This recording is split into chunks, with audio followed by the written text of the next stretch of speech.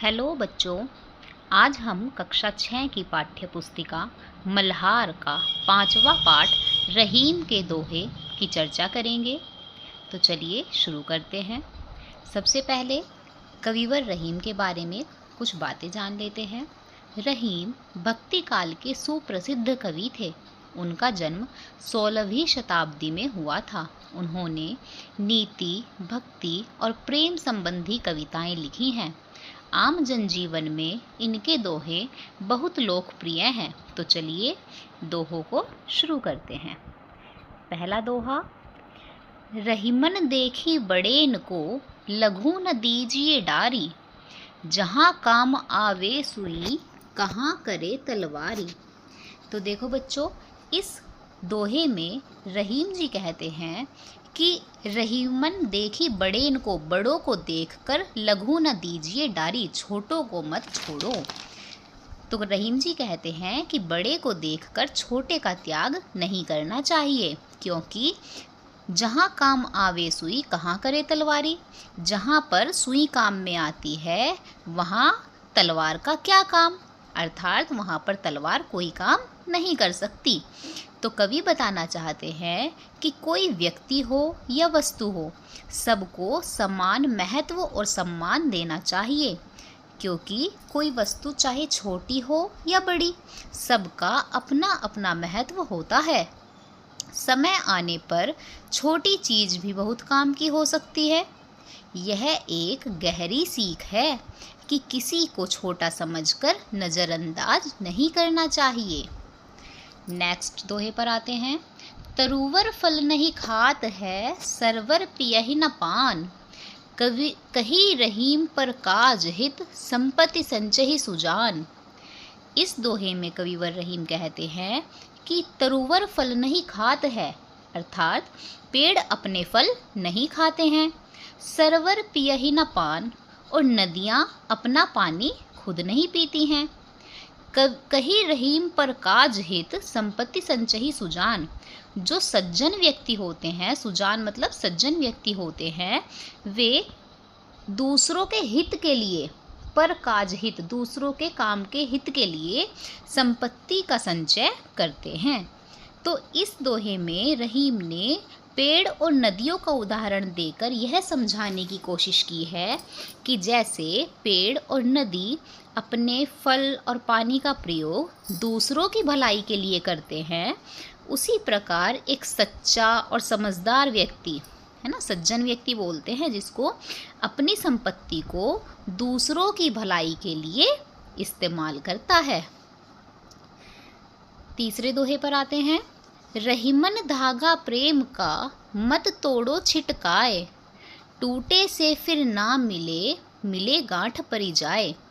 मतलब समझिए बच्चों, रहीमन धागा प्रेम का मत तोड़ो छिटकाए, अर्थात प्रेम के धागों को कभी भी छिटक कर या झटक कर मत तोड़ो।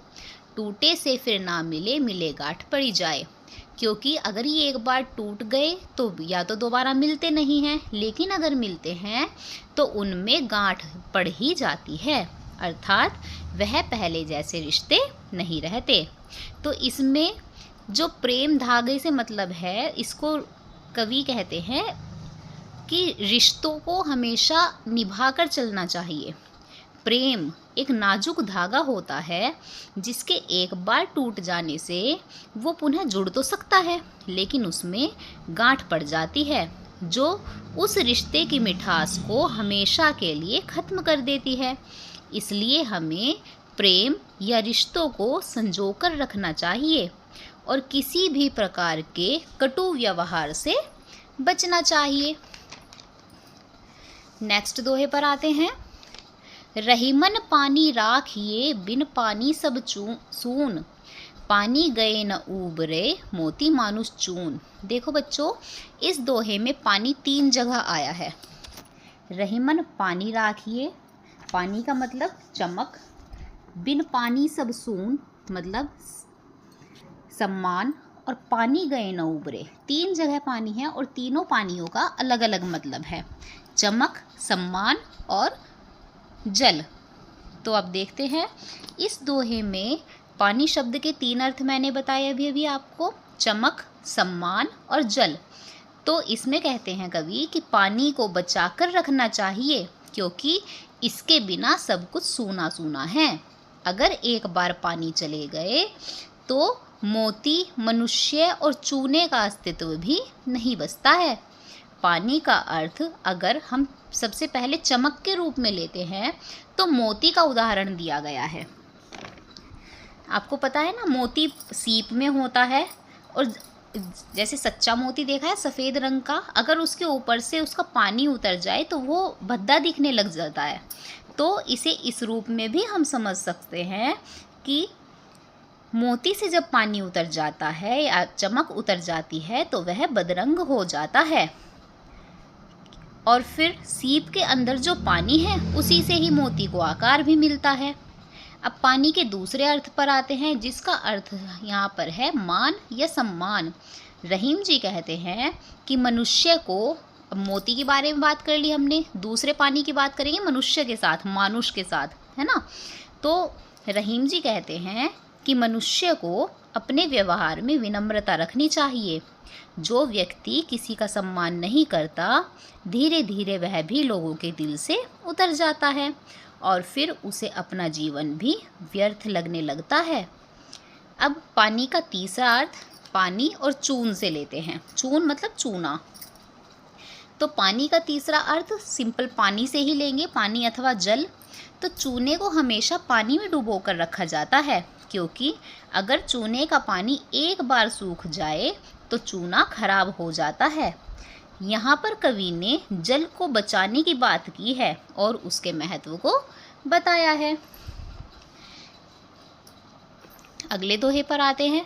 रहीमन विपदा हु भली, जो थोरे दिन होए, हित अनहित या जगत में, जानि परत सब कोय।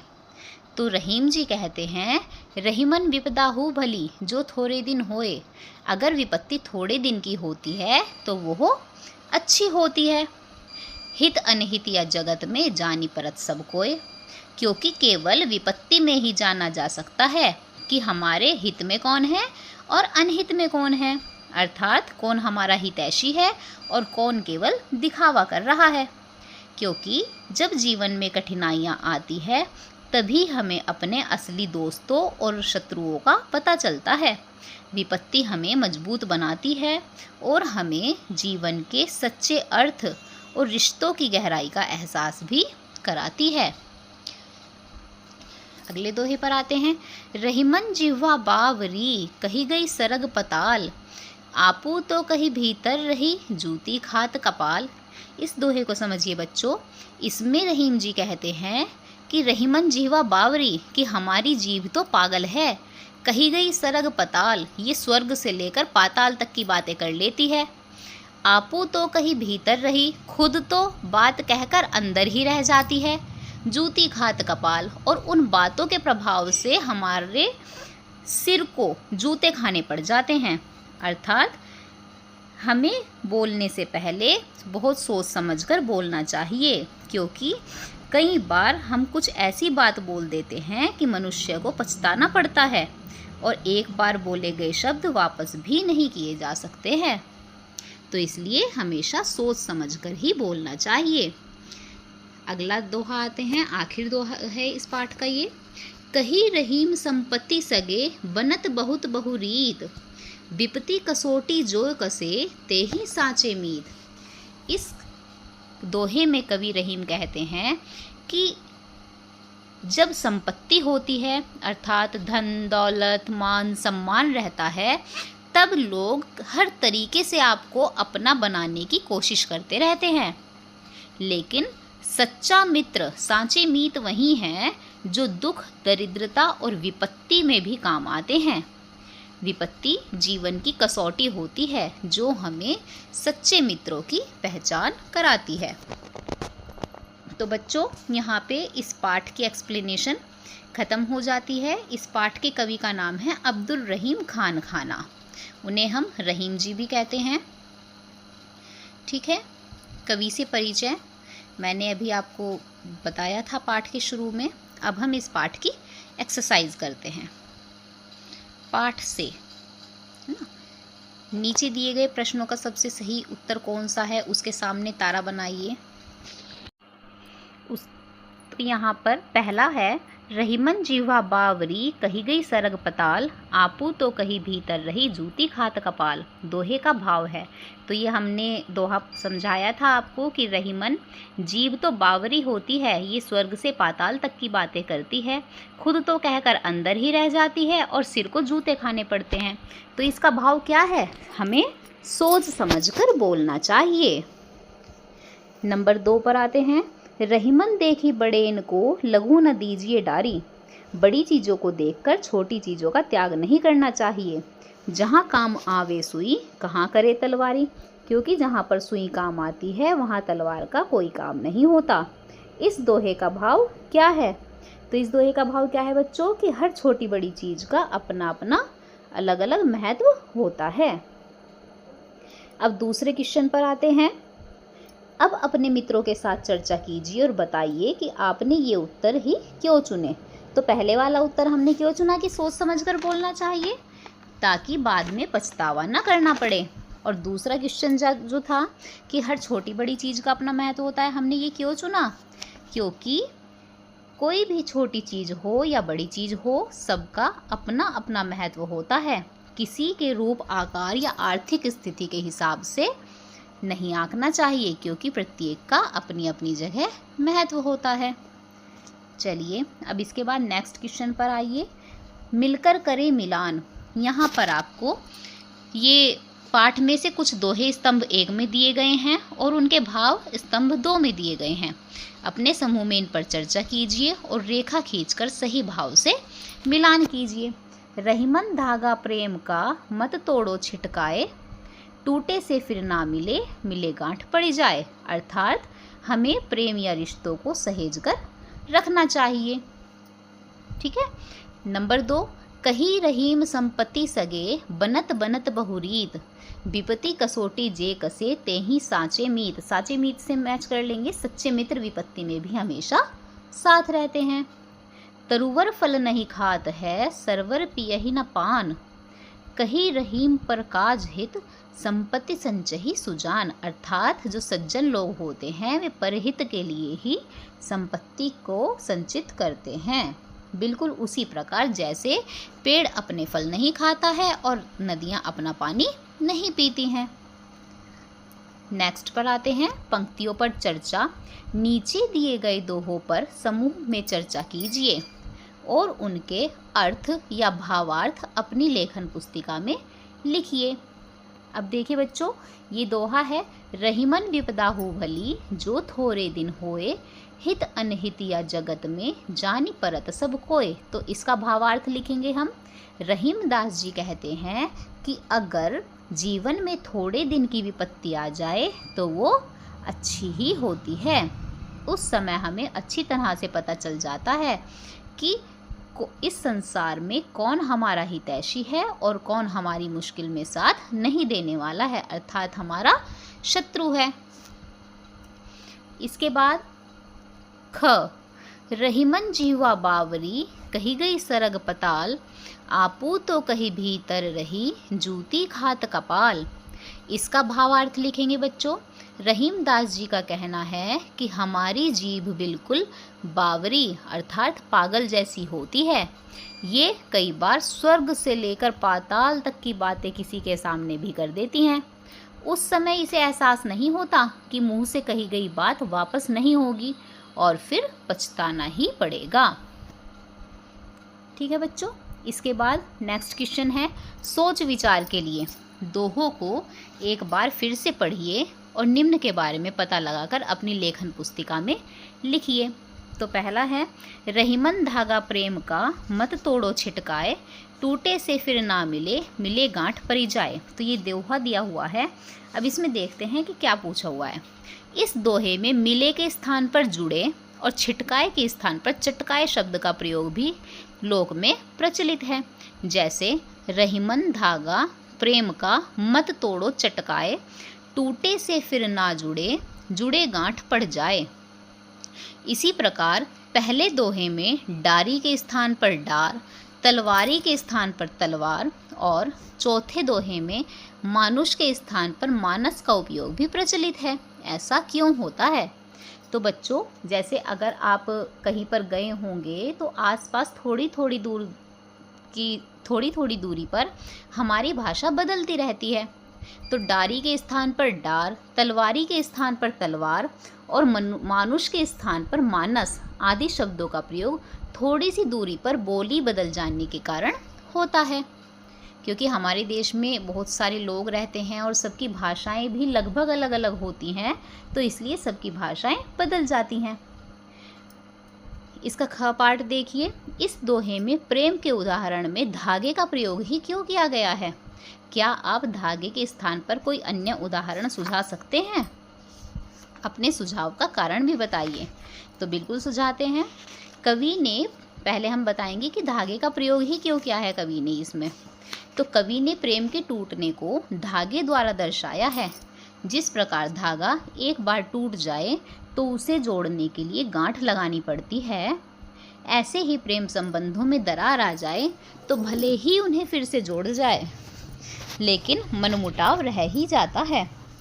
इसे हम अन्य उदाहरणों द्वारा भी समझ सकते हैं। अब हम उदाहरण देखेंगे बच्चों। जैसे नदी के जल से एक लोटा पानी ले लिया जाए तो उन्हें दोबारा नदी में मिलाया तो जा सकता है, परंतु उसे उसकी जो मित्र बूंदें थी उनसे नहीं मिलाया जा सकता।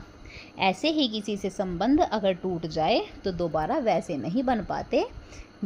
दूसरा उदाहरण हम एक और ले सकते हैं। क्या है?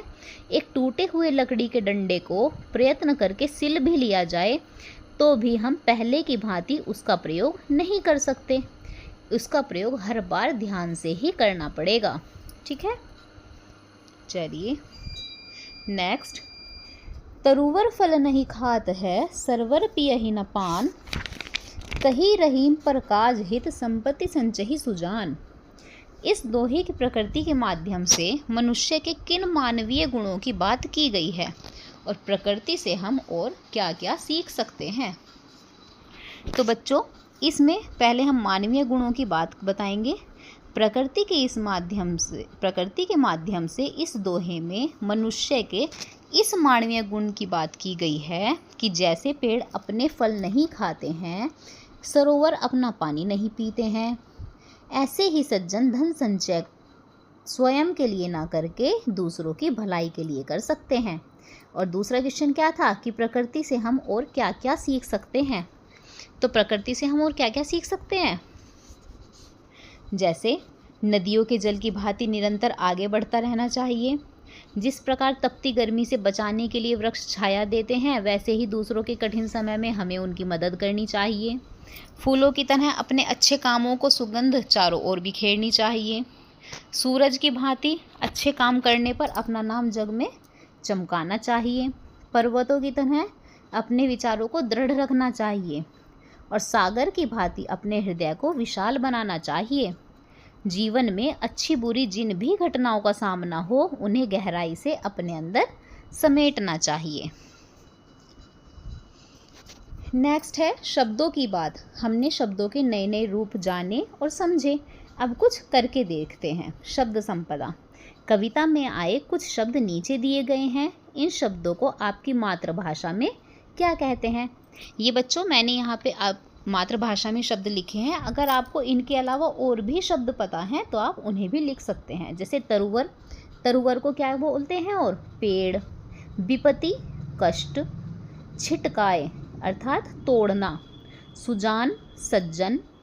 सरवर, सरोवर, तालाब, ताल ऐसे बोलते हैं ना। सांचे, सांचे मीन्स सच्चे। और कपाल दिमाग को बोलते हैं। अगला है शब्द एक अर्थ अनेक। रहीमन पानी राखिए, बिन पानी सब सून, पानी गए न उबरे, मोती मानुष चून। तो जब हम दोहों की एक्सप्लेनेशन करा रहे थे तो मैंने उसमें बताया था कि पानी के 3 अर्थ हैं इस दोहे में, सम्मान, जल और चमक। इसी प्रकार कुछ शब्द नीचे दिए गए हैं। आप भी इन शब्दों के 3-3 अर्थ लिखिए। आप इस काम में शब्दकोश, इंटरनेट, शिक्षक या अभिभावकों की सहायता भी ले सकते हैं। तो पहला शब्द है कल। कल के लिए हम क्या क्या यूज़ कर सकते हैं? आने वाला कल, चैन, शांति, पुर्जा, मशीनों को भी कल कहते हैं ना, कल पुर्जे बोलते हैं, तो मशीन को भी। नेक्स्ट है पत्र। पत्र मतलब, पत्र मीन्स चिट्ठी भी होती है, पत्ता, चिट्ठी और दल। कर, कर मतलब हाथ, टैक्स को भी कर बोलते हैं, और किरण। फल, लास्ट है, फल का मतलब परिणाम, एक खाने का फल, और हल्का आगे का भाग जो होता है उसको भी फल ही बोलते हैं। अब पाठ से आगे, आपकी बात। रहीमन देखी बड़ेन को, लघु न दीजिए डारी, जहाँ काम आवे सुई, कहाँ करे तलवारी। इस दोहे का भाव है, ना कोई बड़ा है और ना ही कोई छोटा है, सबके अपने अपने काम हैं, सबकी अपनी अपनी उपयोगिता और महत्ता है। चाहे हाथ ही हो या चींटी, तलवार हो या सुई, सबके अपने अपने आकार और प्रकार हैं, और सबकी अपनी अपनी उपयोगिता और महत्व है। सिलाई का काम सुई से ही किया जा सकता है, तलवार से नहीं। सुई जोड़ने का काम करती है, जबकि तलवार काटने का। कोई वस्तु हो या व्यक्ति, छोटा हो या बड़ा, सबका सम्मान करना चाहिए। अपने मनपसंद दोहे को इस तरह की शैली में अपने शब्दों में लिखिए। दोहा पाठ से या पाठ से बाहर हो सकता है। तो बच्चों, इसमें आपको करना क्या है, ये एक दोहा है, इसका भाव तो हमने यहाँ पे बता दिया बुक वालों ने। अब आपको क्या करना है कि एक और दोहा लेना है और उसका इसी तरह से भावार्थ लिखना है। चलिए नेक्स्ट एक्सरसाइज पर आते हैं। आज की पहेली। 2 अक्षर का मेरा नाम, आता हूँ खाने के काम, उल्टा होकर नाच दिखाऊं, मैं क्यों अपना नाम बताऊं। अब देखो, उल्टा होकर नाच दिखाऊं, ना च। अब अगर इसको सीधा करेंगे तो क्या बन जाएगा, च ना, चना। ठीक है, तो इसका आंसर हो जाएगा चना। नेक्स्ट है, एक किले के 2 ही द्वार, उनमें सैनिक लकड़ीदार, टकराएं जब दीवारों से, जल उठे सारा संसार। तो इसका आंसर हो जाएगा माचिस। ठीक है, तो आज ये वाला चैप्टर हमारे यहाँ पर कंप्लीट हो जाता है बच्चों। इसमें हमने पूरी एक्सप्लेनेशन और क्वेश्चन आंसर एक्सरसाइज वगैरह सब कुछ कंप्लीट कर ली है। अगर आपको वीडियो पसंद आई हो तो अपने दोस्तों के साथ भी लाइक, शेयर, सब्सक्राइब ज़रूर करें। धन्यवाद।